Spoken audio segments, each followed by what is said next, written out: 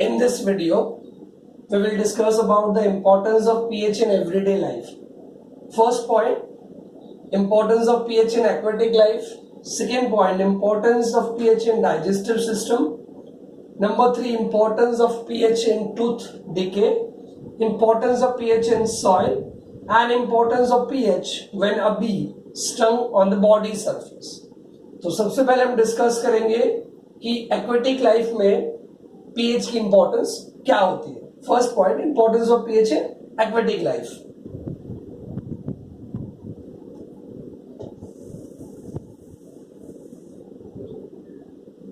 Okay, आप इसको कैसे समझा सकते हैं? Importance of pH in everyday life. Suppose एक पॉन्ड आपके पास है. पॉन्ड के अंदर बहुत सारे ऑर्गेनिजम्स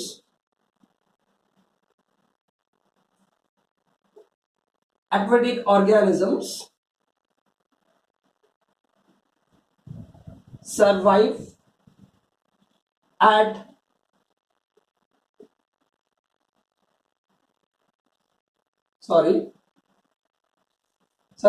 specific pH. जितने भी ऑर्गेनिजम्स हैं वो एक स्पेसिफिक पीएच पे सरवाइव करते हैं. Suppose due to acid rain, due to acid rain, the pH of this water body, the pH of the water, the pH of the water changes and it becomes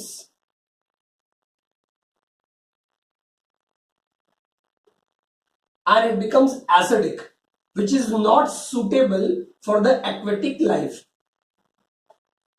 Not suitable for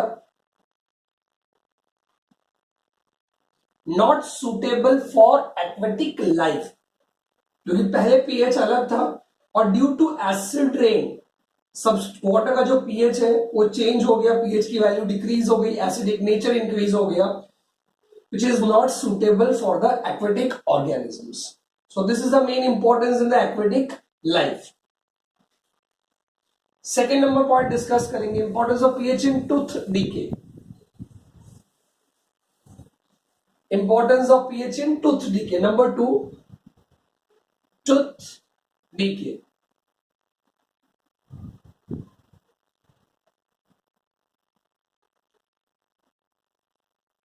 mouth के अंदर का general pH कितना होता है? 5.5. If the value of pH is less than 5.5, अगर pH की value 5.5 से कम हो जाती है, the tooth starts decaying. अगर pH की वैल्यू 5.5 से कम हो जाती है तो tooth decay स्टार्ट हो जाता है. So this is the main importance. And this value is creates the acidic nature in mouth. Acidic nature in mouth. So acidic substance को न्यूट्रल करने के लिए आपकी क्या रिक्वायरमेंट है? You required a basic substance, means base, to neutralize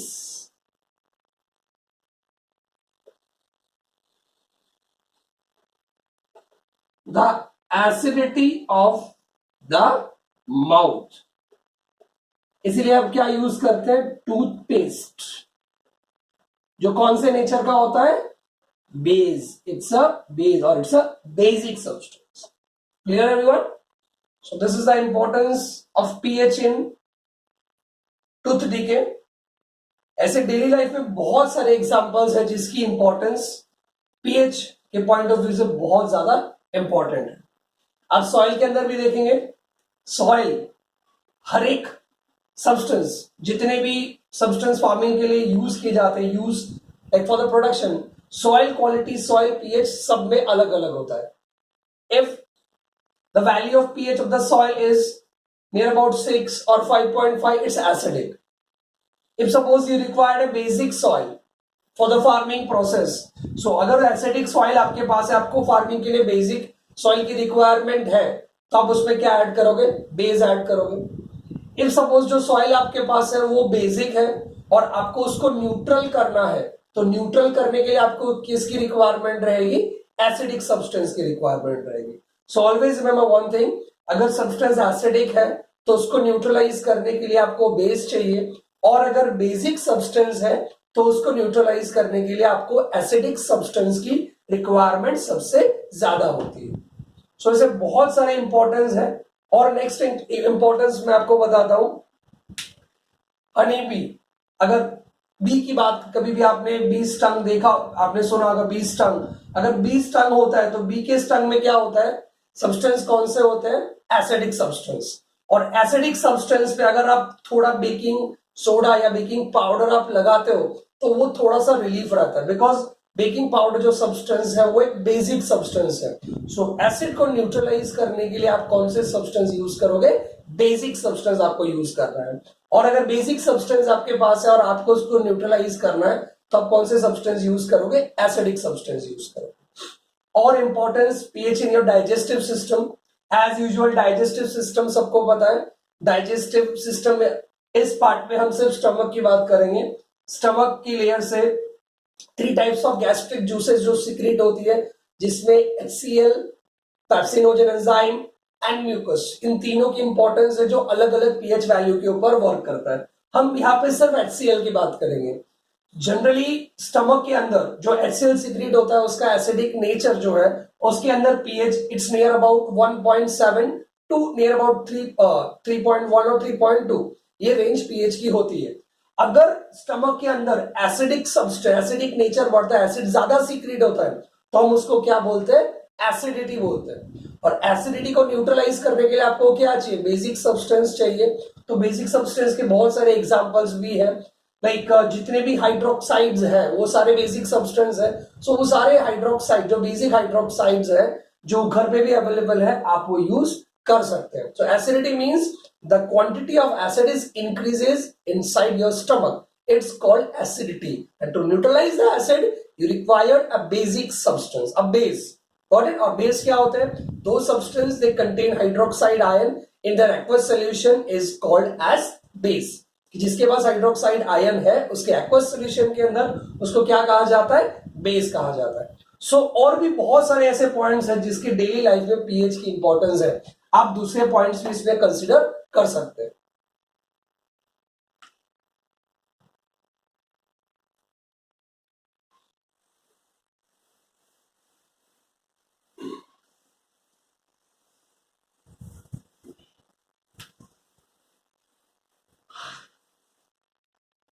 okay, इसके बाद हम बात करेंगे कॉमन सॉल्ट.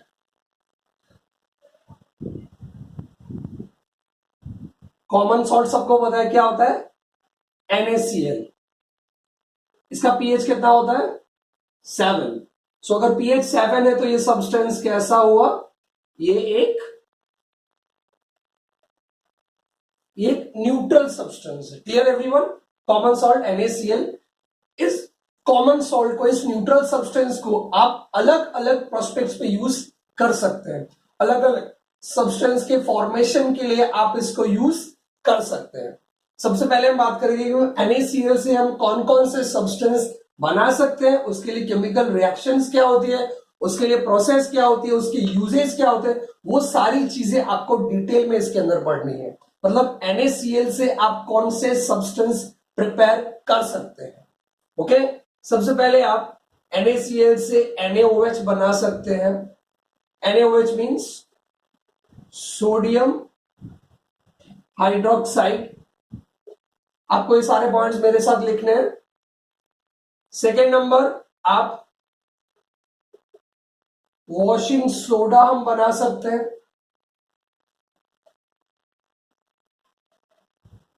हम बेकिंग सोडा इससे प्रिपेयर कर सकते हैं. ये सारे substance. Number 4,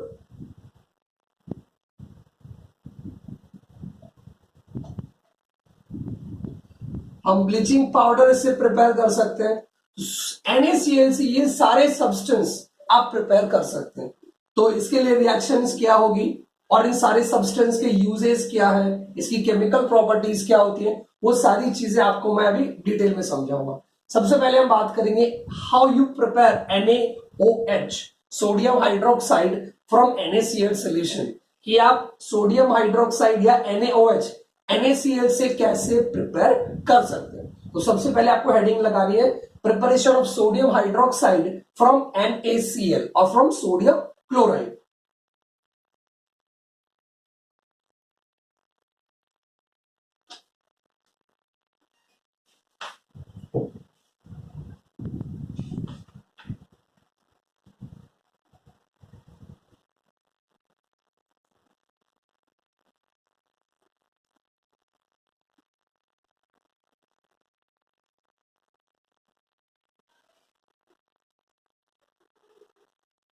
Okay, first point,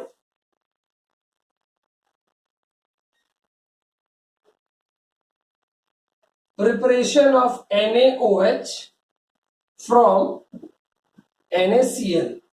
आपको NaOH बनाना है, किसकी प्रेजेंस में बनाना है, सोडियम क्लोराइड की प्रेजेंस में आपको सोडियम हाइड्रोक्साइड बनाना है। तो सबसे पहले हम डेफिनेशन आपको दूंगा, उसके बाद हम आगे की केमिकल रिएक्शन प्रोसेस स्टार्ट करेंगे। The aqueous solution of NaCl, the aqueous solution of NaCl is called as brine। ये डेफिनेशन आपको याद रखनी है, ये कभी कभी एग्जाम में भी पूछा जाता है। The aqueous solution of NaCl is called as brine। Generally NaCl का जो aqueous solution है आप उसको क्या बोलेंगे, brine। First write down this statement, the aqueous solution of NaCl is called as brine। उसके बाद हम आगे चलेंगे।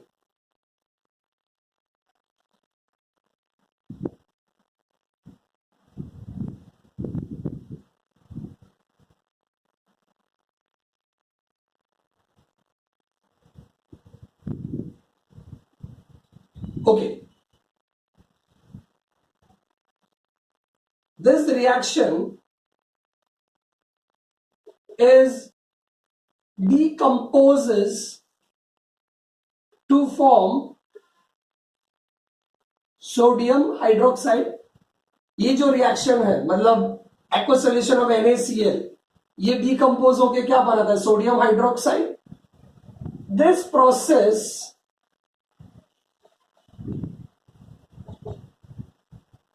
इज कॉल्ड क्लोरो और क्लोर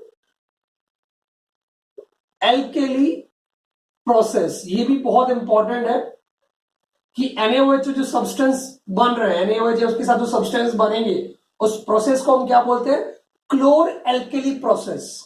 क्लोरो या क्लोर का मतलब होता है क्लोरीन, गॉट इट। इसका मतलब इस रिएक्शन में क्लोरीन भी प्रोड्यूस होगा, एल्केली मतलब बेस, और इस रिएक्शन में एज यूजुअल आपको पता आपके पास बेस कौन सा बन रहा है, NaOH। सो ये दोनों सब्सटेंस बनते हैं, डिकम्पोज होके बनते हैं, इसलिए इस प्रोसेस को क्या कहा गया, क्लोरो एल्केली प्रोसेस और क्लोर एल्केली प्रोसेस। मैं रिएक्शन भी आपको नीचे लिखता हूं, कैसे आपको रिएक्शन प्रिपेयर करनी है। NaCl in the presence of water, अभी डेफिनेशन लिखेंगे उसके बाद आपको रिएक्शन लिखनी है।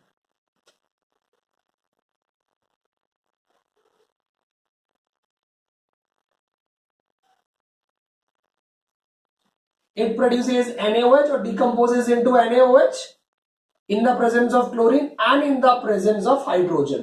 ये दोनों सब्सटेंस गैसियस फॉर्म में, क्लोरीन भी गैसियस फॉर्म में, हाइड्रोजन भी गैसियस फॉर्म में। ये इस प्रोसेस को क्या कहा जाता है, chlor alkali process. Got it everyone? Because alkaline substance and a chlorine substance is produced in this reaction, so this process is also called as chlor-alkali process। अगर रिएक्शन बैलेंस नहीं है तो आपको रिएक्शन बैलेंस भी करनी है। 2 chlorine 2 chlorine 2 sodium 2 sodium, hydrogen 4 hydrogen 4, oxygen 2 oxygen 2, it's a balanced equation. So this is the main process through which we can prepare sodium hydroxide in the presence of chlorine, also in the presence of hydrogen. This process is called as chlor-alkali process. दोनों चीजें important है, एक Bryan और एक क्लोर-alkali process. Bryan क्या होता है? The aqueous solution of NaCl is called as brine, और क्लोर-alkali process की NaCl जो aqueous solution आपका है वो डिकम्पोज होकर क्या बनाता है? सोडियम हाइड्रोक्साइड, क्लोरीन बनाता है और हाइड्रोजन गैस बनाता है. इसमें सोडियम हाइड्रोक्साइड बेस मतलब एल्केलिन सब्सटेंस बन रहा है और क्लोरीन भी बन रहा है, इसलिए इस प्रोसेस को क्या कहा जाता है? क्लोर एल्केली प्रोसेस और chloro alkali process. Write down the whole equation. उसके बाद हम दूसरा टॉपिक की बात करेंगे, वॉशिंग, ब्लीचिंग पाउडर की बात करेंगे.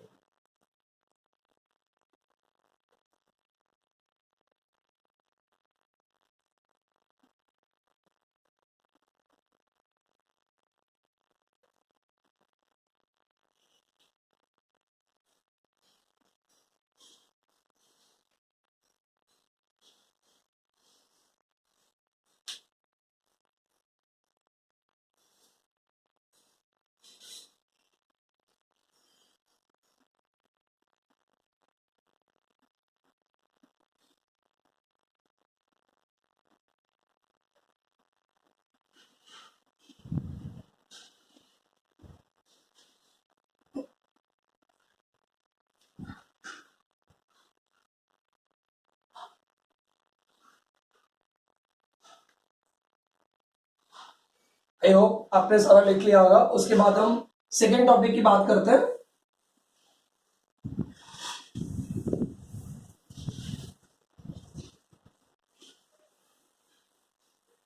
Second topic